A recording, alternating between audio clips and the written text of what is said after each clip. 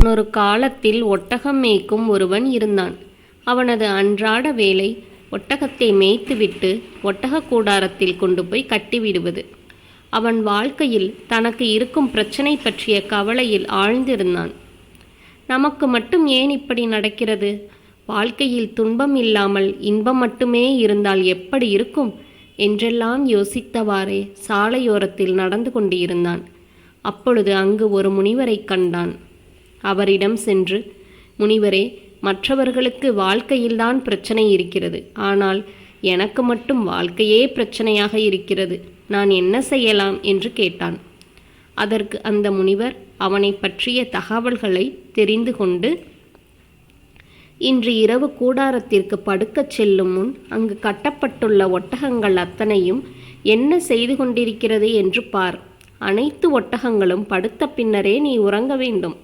அதுவரை விழித்து கொண்டு இரு என்று கூறினார். இரவு கூடாரத்திற்கு சென்ற மேய்ப்பன் ஒட்டகங்களை உற்று நோக்கி கொண்டிருந்தான். அங்கிருந்த சில ஒட்டகங்கள் தானாகவே படுத்து விட்டன. சில ஒட்டகங்களை அவன் கட்டாயப்படுத்தி படுக்க வைத்தான். ஆனால் அவனால் எல்லா ஒட்டகங்களையும் அப்படி ஒரு சேர படுக்க செய்ய முடியவில்லை. ஒரு ஒட்டகத்தை படுக்க வைப்பதற்குள் இன்னொரு ஒட்டகம் எழுந்து நின்று கொண்டிருந்தது. கடைசி வரை அவனால் ஒரு சேர எல்லா ஒட்டகங்களையும் படுக்க வைக்க முடியவில்லை. அதனால் அவன் தூங்கவும் இல்லை.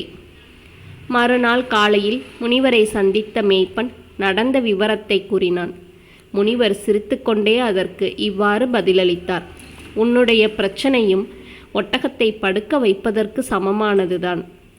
வாழ்க்கையில் சில பிரச்சனைகள் தானாகவே முடிந்துவிடும். சிலவற்றை நாமே போராடி முடித்து வைக்க வேண்டும்.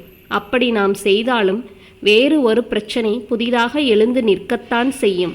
இவற்றையெல்லாம் சிந்தித்து கொண்டிருந்தால் கடைசி வரை தூக்கம் என்பது இல்லாமல் போய்விடும். பிரச்சனைகளை பற்றிய சிந்தனைகளை முதலில் தூக்கி எறி.